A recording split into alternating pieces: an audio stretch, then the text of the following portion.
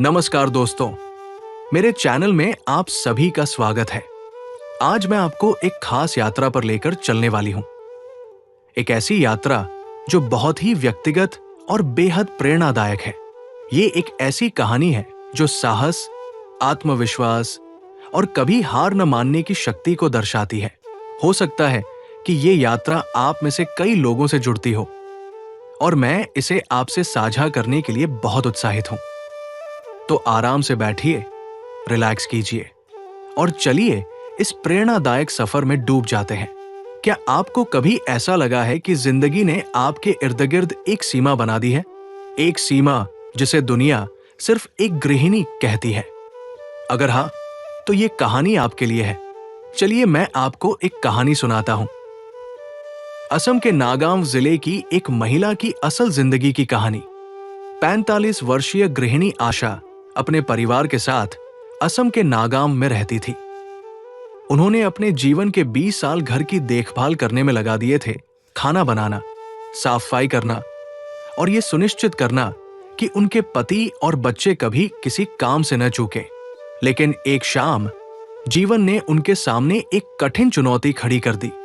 उनके पति, जो एक चाय बागान में काम करते थे, चिंतित चेहरे के साथ घर आए और आशा को बताया कि प्रबंधन ने दैनिक मजदूरी कम करने का फैसला किया है और उनकी आय लगभग आधी हो जाएगी। आशा को यह सुनकर अचानक कमरा छोटा और भारी लगने लगा। उसका दिल तेजी से धड़कने लगा। उसे पता था उनकी बचत खत्म हो रही थी और बच्चों की पढ़ाई की फीस भी बहुत बड़ी थी। उस रात आशा सो नहीं पाई। वो छत की ओर देखती रही और सोचती रही, अगर हम उनकी पढ़ाई का खर्चा ना उठा सके तो? अगर राजेश की नौकरी चली गई तो मैं क्या करूं? उसके पास कोई डिग्री नहीं थी, कोई अनुभव नहीं था, कोई आय का स्रोत नहीं था, या शायद ऐसा उसे लगता था। अगले दिन वो अपनी दोस्त मीना के घर गई। मीना एक विधवा थी जिसने अपना छोटा सा अचार का बिजनेस शुरू किया था। मीना की रसोई में आम के अचार की खुशबू फैली हुई थी और उसका फोन लगातार बज रहा था। कस्टमर्स के ऑर्डर आ रहे थे। तुम सोचती हो कि मैंने ये शौक के लिए शुरू किया? मीना हंसकर बोली, मुझे मजबूरी में करना पड़ा, लेकिन अब यही बिजनेस मेरा घर चलाता है और मेरी बेटी की पढ़ाई का खर्च भी उठाता है। आशा झिझक गई, लेकिन मैं तुम्हारी तरह पढ़ी लिखी नहीं हूं। और लोग क्या कहेंगे? एक गृहिणी अचार बेच रही है। मीना ने उसके हाथ में एक जार थमा दिया। शिक्षा, मैं 10वीं में फेल हो गई और लोग क्या कहते हैं कोई मायने नहीं रखता। मेरा विश्वास करो, लोग सिर्फ आलोचना करेंगे, लेकिन तुम्हारा खर्च उठाने के लिए कभी आगे नहीं आएंगे। मेरी प्यारी आशा, छोटी शुरुआत करो। जो तुम पहले से जानती हो उसका इस्तेमाल करो। मुझे यकीन है कि तुम सफल हो जाओगी। तुरंत शुरुआत करो। पीछे मुड़कर मत देखो और खुद पर संदेह करना बंद करो। तुम कर सकती हो। उस रात आशा ने गहरी सांस ली और अपने खास गुलाब जामुन की एक फोटो व्हाट्सएप पर पोस्ट कर दी। घर के बने स्वादिष्ट मिठाई त्योहार के लिए ऑर्डर करें। वो खुद को मूर्ख समझ रही थी। क्या कोई सच में ऑर्डर करेगा? लेकिन कुछ ही घंटों में उसका फोन बज उठा। 3 पड़ोसियों ने गुलाब जामुन का ऑर्डर दिया था। हौसला बढ़ा तो उसने अपने किचन में एक छोटा सा स्वीट स्टेशन बना लिया। यहां तक कि उसने अपने पुराने सिलाई कौशल का उपयोग करके सुंदर गिफ्ट पैकिंग भी तैयार की। पर यह सफर आसान नहीं था। एक ग्राहक ने शिकायत की, बहुत मीठा है। दूसरा ग्राहक ऑर्डर कैंसिल कर गया। आशा का आत्मविश्वास डगमगाने लगा। शायद मैं इस काम के लिए बहुत बूढ़ी हो चुकी हूं, उसने सोचा। फिर एक दिन उसके बेटे को तेज बुखार हो गया। डॉक्टर ने महंगी दवाई लिख दी, लेकिन राजेश की सैलरी आने में अभी कई दिन बाकी थे। घबराहट में आशा ने अपनी गुप्त बचत का डिब्बा खोला, मिठाइयों की बिक्री से जमा किए हुए कुछ रुपए, और बस उसी पल उसने अपने बेटे की दवा का खर्च उठा लिया। उस रात राजेश ने उसे गले लगाया। आज तुमने हमें बचा लिया, उसने धीरे से कहा। और तभी आशा को एहसास हुआ वो सिर्फ अपने परिवार की मदद नहीं कर रही थी, वो खुद को मजबूत बना रही थी।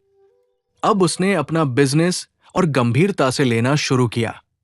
उसने फूड हाइजीन का एक मुफ्त ऑनलाइन कोर्स किया, कीमतों को सही तरीके से तय करना सीखा और अपने बेटे की मदद से इंस्टाग्राम पेज बनाया।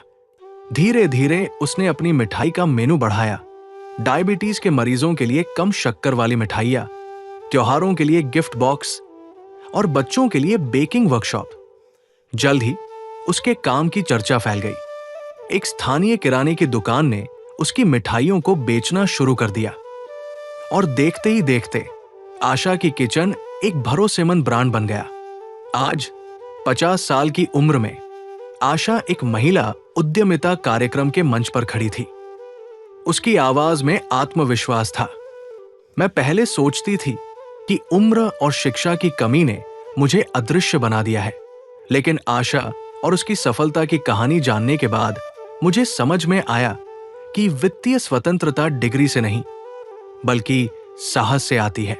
आपके पास जो भी कौशल है, उससे शुरुआत करें, चाहे वो खाना बनाना हो, कला हो, क्राफ्टिंग हो, होम टिफिन सर्विस हो, ऑनलाइन ट्यूशन क्लास हो, हस्तनिर्मित गहनों की दुकान हो। कुछ भी सफलता ला सकता है। और हमेशा ये विश्वास रखें कि आप भी ग्राहकों तक पहुंच सकते हैं, जैसे आशा ने व्हाट्सएप ग्रुप में गुलाब जामुन पोस्ट करके किया था। मित्रों, सफलता का सबसे बड़ा गुप्त मसाला भाग्य नहीं, बल्कि आत्मविश्वास है। कोई भी उम्र शुरू करने के लिए सही होती है। आपके हुनर की कीमत है। खाना बनाना, सिलाई करना, बजट बनाना, इन सब का व्यापारिक मूल्य है। वित्तीय स्वतंत्रता असली आजादी। छोटे से शुरू करो, बड़े सपने देखो। अब आपकी बारी। क्या आपको कोई ऐसी चीज अच्छी लगती है जिसमें आप अच्छे हैं? क्या वो एक छोटा सा बिजनेस बन सकता है? क्या आप आज पहला कदम उठा सकते हैं? क्योंकि दोस्तों, सफलता का असली गुप्त मसाला पैसा या भाग्य नहीं है, यह आपकी खुद पर आस्था है। और अगर आशा कर सकती है तो आप भी कर सकते हैं। धन्यवाद। अगर आपको यह कहानी पसंद आई हो तो लाइक और सब्सक्राइब करना न भूलें।